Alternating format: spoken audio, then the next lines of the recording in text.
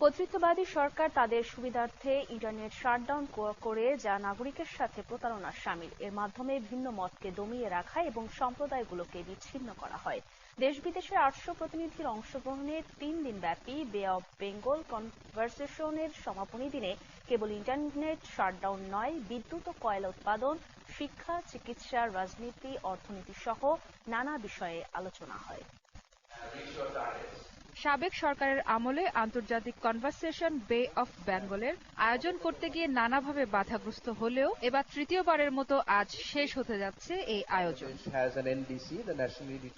প্রথম সেশনেই আলোচকরা internet shutdown নিয়ে আলোচনায় যোগ দেন। জুলাই বিপ্লবের সময় ইন্টারনেট বন্ধ করা এক ধরনের প্রতারণা হয়েছে বলে মন্তব্য করেন আলোচকরা। তারা বলেন, কেবল দেশে নয়, বৈশ্বিকভাবে ইন্টারনেট শাটডাউনে নীতিমালা করা উচিত।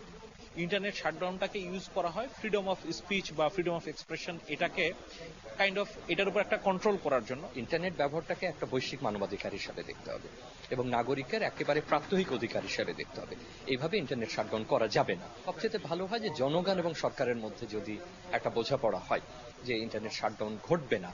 আলোচনা হয় কোয়াড এবং RCEPর মতো কিভাবে দেশগুলি কানেক্টিভিটি বৃদ্ধি করতে পারে, ভূ রাজনৈতিক প্রতিযোগিতায় নিরাপত্তা অংশীদারিত্বকে শক্তিশালী করতে পারে সে বিষয়ে আলোচনা করা হয় গণমাধ্যম ও সিভিল সোসাইটি নিয়েও।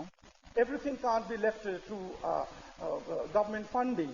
Therefore, civil society can engage the corporate world, the government and the people at large and bring them together.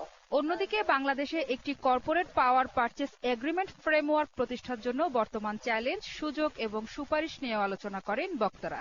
2030-এর মধ্যে আমাদের কার্বন ফুটপ্রিন্টকে অর্ধেক করে ফেলতে হবে। এটা একটা বিগ গোল, অ্যাম্বিশিয়াস গোল।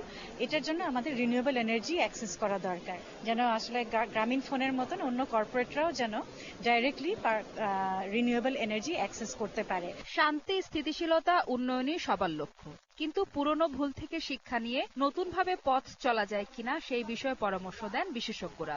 এই দেশগুলো এই মুহূর্তে পৃথিবীর ভূ রাজনৈতিক কারণে এবং অর্থনৈতিক রাজনৈতিক কারণে একটি বিশেষ গুরুত্ব নিয়ে আছে।